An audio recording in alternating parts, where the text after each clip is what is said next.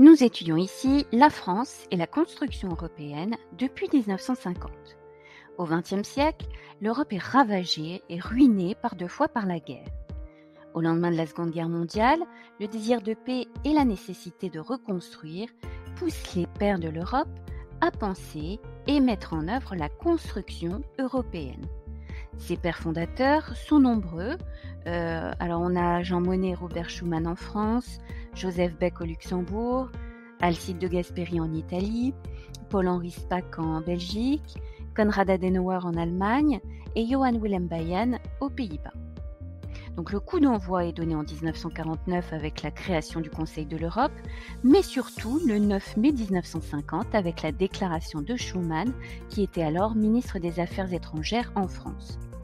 Et de ce discours découle en 1951 la création de la CECA, Communauté européenne du charbon et de l'acier, d'abord signée par la France et l'Allemagne, les deux anciens adversaires qui ont décidé de mettre en commun les matériaux indispensables à leur économie à l'époque, donc le charbon et l'acier.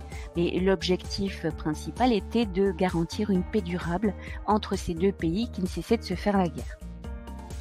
Et donc l'Europe se bâtit à partir donc de la réconciliation franco-allemande et elle s'élargit par étapes successives.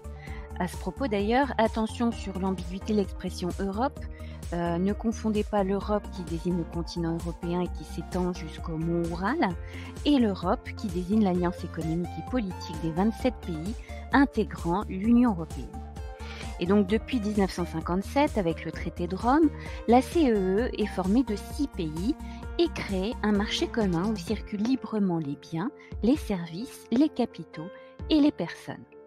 Et au fil des années, l'Europe avance pas à pas dans divers domaines. Politique avec le Parlement européen, entre autres, spatial avec Ariane et culturel avec Erasmus et les capitales européennes de la culture.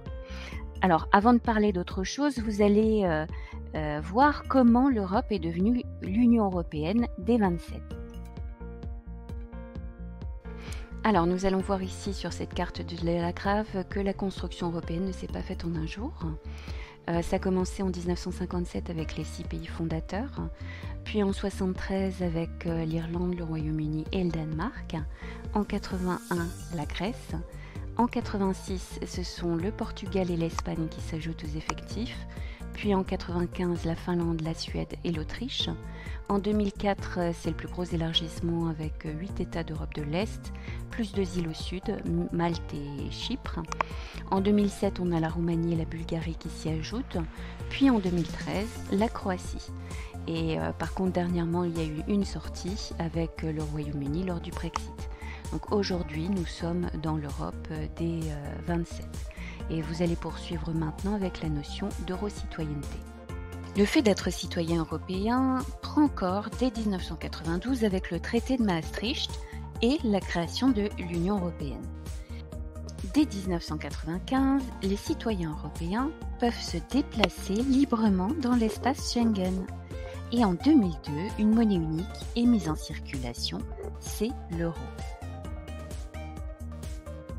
De nombreuses institutions européennes sont créées, comme la Commission européenne et le Conseil européen à Bruxelles, le Parlement européen à Strasbourg, la BCE à Francfort et la Cour de justice européenne au Luxembourg. Et ces institutions participent à harmoniser la diversité des niveaux de développement et d'intégration entre les anciens pays et ceux nouvellement intégrés, donc notamment avec l'Union européenne, l'espace Schengen et la zone euro. Et pour rendre l'ensemble un petit peu plus cohérent, un projet de constitution est élaboré, mais un référendum a abouti à un non des Français et des Hollandais en 2005. Et donc l'euroscepticisme progresse. On reproche à l'Europe de vouloir remplacer les pouvoirs nationaux, d'être trop éloignée des populations, et depuis cette année, le Royaume-Uni est officiellement sorti de l'Union européenne, c'est ce qu'on a appelé le Brexit. Paix et développement restent les objectifs premiers en essayant de garder les valeurs de droit, de liberté et d'égalité. Elle se développe alors dans des dispositifs éducatifs comme Erasmus et culturels avec les journées européennes du patrimoine. created using Powtoon.